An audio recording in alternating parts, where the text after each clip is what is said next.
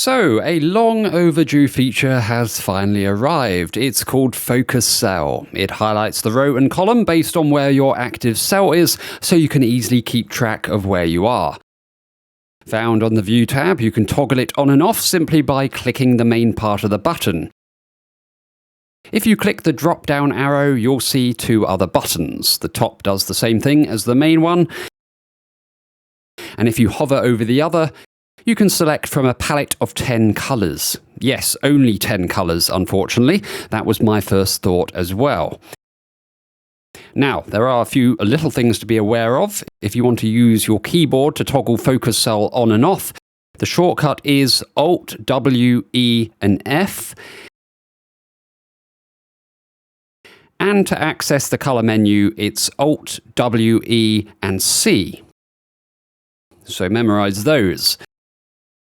If you select Arrange, the active cell will always be at the top left. However, pressing Tab will allow you to shift it to the right so you can cycle through each cell, affecting where the focus highlighting is. Another thing is if you press Ctrl and full stop, the active cell jumps to each corner of the range. So there you go. Previously, we had to rely on an add-in or use VBA to replicate this feature. I've long had an add-in called QTools, which has hundreds of productivity utilities built into its ribbon tab. One of those is a reading layout.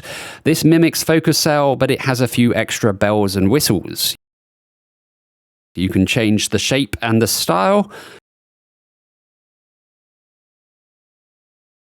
choose from millions of colours, as well as being able to adjust the transparency.